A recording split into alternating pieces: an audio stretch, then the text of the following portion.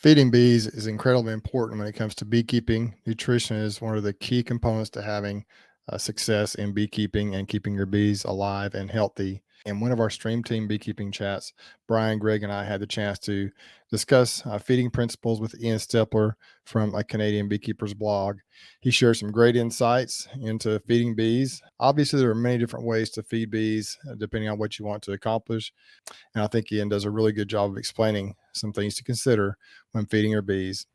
I hope you'll enjoy another Stream Team Nugget. I'm like, man, these things go by so fast. Man. It's so much fun. But I really wanted to kind of dive into the feeding a little bit, which is kind of the initial reason I reached out to you. Talk to us about your feeding program. I guess obviously feeding is so different in other parts of the country and the world. It's just different up there than it is down here as far as when to do it. But maybe talk us through maybe some of the products you use, kind of what you're looking for, just kind of what your program is, because the symptoms or the signs in the colony may be similar in different areas, even though the actual timing of everything and depending on your goals might be a little different. I'm going to kind of let you run with this thing and share some words of wisdom with us here. Sure. I'm a big believer in doing something for a purpose, not just doing something because it feels good. And there's a lot of feel-good activities we do as beekeepers, and we're not really sure if it's working or not. We're looking at other beekeepers, and they're using products, and you think, oh, maybe we should be using that product because that looks good when he's using that product, and maybe I'm in a deficit because I'm not using it. Maybe I should buy it and go use it. And there's so when we try to figure this out, we need first off to know what we want to achieve from our bees. And when we start looking down into the nest, and we look in what we want to see, and then we start understanding what they can actually achieve. If you can read that nest, you can see exactly what's going on just by the way the larvae is being fed, just by the way the food's being organized around that brood nest, just the availability and the way they store the food within the brood nest itself as they're expanding and developing. There's so many cues you can take from looking at that brood nest that you can tell exactly what's going on at that point of time and what's been going on over the last points of time just by reading that nest, right? So you get your cues from reading the nest first off. And then you try to figure out, okay, so I can read the nest. What do I want this nest to do? What do I need it to do? And that's different with everybody. Everybody has different pollen flows. So maybe there's beekeepers out there, they don't have to worry about supplemental feeding at all because you have it there. If you have it, why would you waste your money on supplements? But you look at a beekeeper like me up here in Miami, Manitoba, we have four distinct seasons. Boom, boom, boom, boom. They fall in just with an axe, just like that. The bees react to it almost instantly. And whether or not these bees kind of shift and transform themselves, or they're doing it according to their cues, they usually don't up here have the appropriate amount of feed that they need to be able to fulfill their development within those certain points of time. Okay, so I'll just use my operation as an example. I have my bees inside, but this is for outdoor winter guys too. They come into winter about the end of March. End of March to the end of April is when they develop out that spring nest. But there isn't a stitch of pollen within the countryside or nectar through that entire time. Maybe just little flashes here and there, but it is a pollen and nectar dearth at that time that they're trying to transition themselves out of spring. We don't have any of that. If they don't have it within their nests, if they don't have it within their bodies themselves to be able to transition to the nest, they don't have the resources they need to be able to develop themselves in a very critical point of time.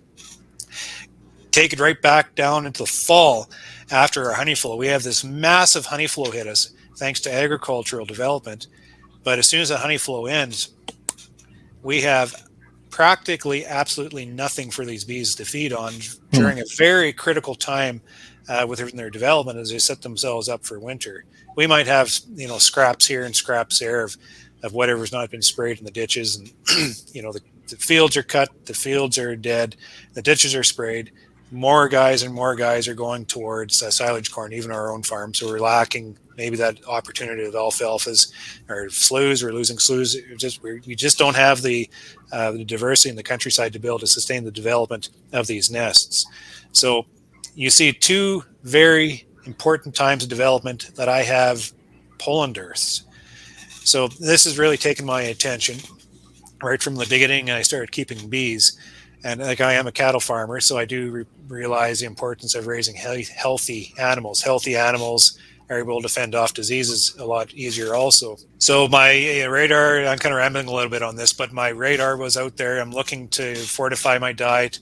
I'm feeding patties and such, and I bump into this guy from New Brunswick. I call him the crazy New Brunswick beekeeper, and he's just super focused on nutrition too. And he and I are on the same wavelength in this. And he says, Ian, we're trying to manage our bees in a certain area, a certain climate, and we're lacking on the nutrition they need to fully develop themselves within these points of time.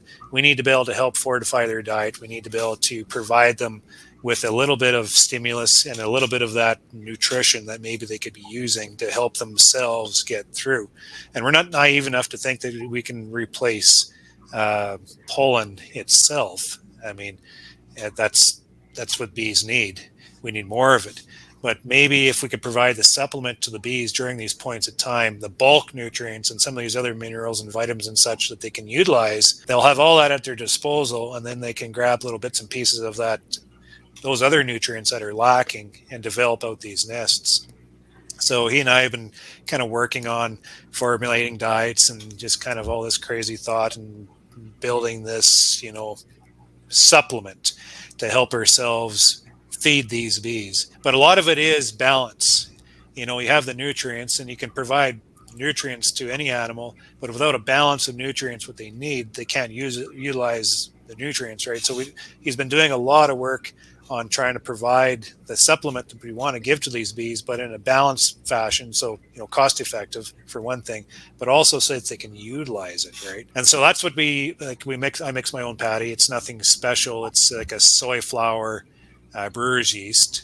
And you look at Randy Oliver's site, and he's got this table and chart where he's got all these different feed ingredients and the essential amino acids that the bees need.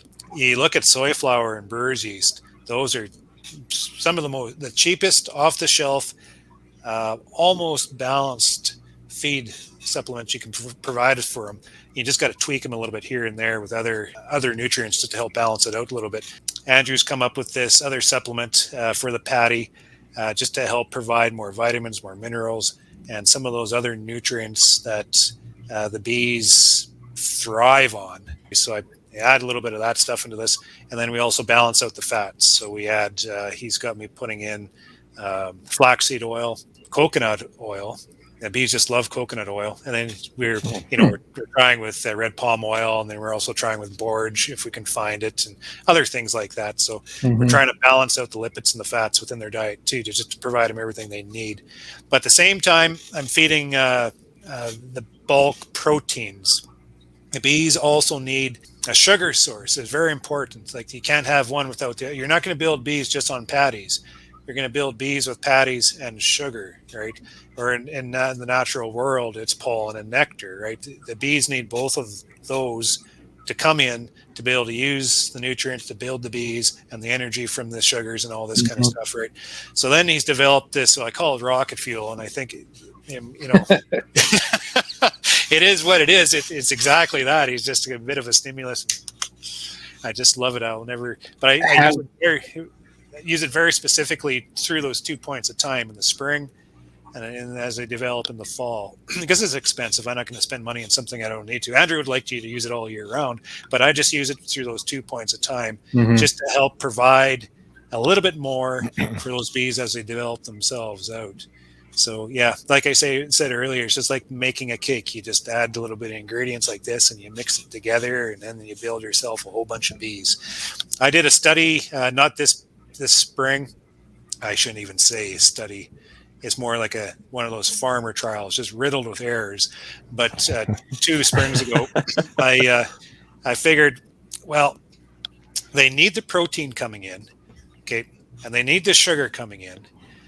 I'm going to provide them the sugar, but putting patties on is a heck of a lot of work. I got to crack the lid, put the patty down. It usually takes us almost a week to get through the entire apiary doing it. We're squishing bees, we're adding draft and nest. It's just adding stress at a time that we don't have a lot of time to do the work. What if I was able to get the same amount of protein with the same amount of nutrients? And we used a dried fat at that time too to get the fats in there too. We found this powdered fat. So we provided exactly what we did in that patty, just in dry form. And they had the opportunity to bring this dry form into the colony. They actually brought in 1.5 pounds per hive, whereas a full 1.5 pounds per colony of dry product is the patty had sugar in there too. So we had more dry stuff coming into that nest than we actually had provided in the patty. We had some crap weather come through, so that was perfect for my study because then it just provided a little bit of a stress event. And then after I measured about a week and a week half after to see whether or not that nest developed the same with the protein coming in as compared to the patty. The straight dry stuff, they stopped their brooding just like that, even though they brought in all the nutrients. The hives that we had the patty on, they maintained their development through that entire time, and we had 3.5 frames of brood going through that incremental weather. And if that told me anything, it was feeding with patties, feeding proteins, feeding supplements during that time, that critical time, provided my hives benefit getting through the spring and just allowing them to bridge those 2 points of dearth. So Ian, you were talking about cows there a little bit, and I think a lot of us beekeepers are pretty guilty. A lot of folks are looking for a prescription, a recipe. They just want to see or copycat or do the same thing without fully understanding the context behind it. You're talking about cattle. We used to have some dairy cow, and of course we have our little tricks. They were bucket trained, and we would feed a sweet feed to get them to the stanchion, and maybe they would get a dairy ration while they were in getting milked. And although that's a bovine, we're going to treat the nutrition and the approach and the why and the how is going to be far different than if we're raising pastured beef. Can you talk a little bit about the circumstances or the why to use some of these supplements? And do you think that these things are better used at specific times of the year rather than just blanket feeding these things all year round? Yeah, absolutely. Yeah. I don't feed all through the year just because we don't have to, because the pollen's coming in, right? I don't have to. It's almost like when we're managing the cattle. We use TMR rations. We feed silage. We add DDGs to bulk up the proteins. We add grains to increase energy. We have the bulk of the feed through the corn silage, and we mix it according to the animal type. With the old mature cows, we add more straw to slow down digestion, and with the younger animals, we add a little bit more energy just to help them put on more fats and help them through the development of themselves. And the bulls, we put them on a little bit higher energy just to help them develop out and get ready for the herd. And we have everything all planned out like that all through the year. Then they hit the pasture, and we let Mother Nature do it all. With the bees, I wish somebody could tell me what feed conversion is for bees, because we don't have any of that information. We just know that they need these nutrients, and that's very important information. And I'm a big fan of Randy Oliver. You've probably realized that he puts a lot of thought into nutrition for bees, and he's taken that old DeGroot ratio, and he's enhanced it maybe. And whereas maybe the ratio is off balance, that old ratio is off balance, because no one has ever really challenged that right from it was created.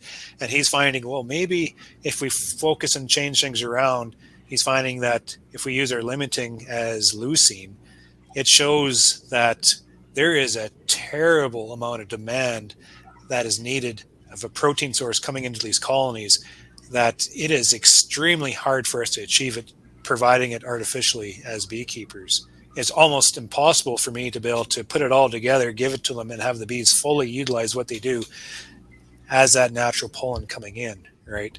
So I want to be very clear that when I'm providing supplements for the bees, I'm not naive enough to think that I can replace pollen. I can't.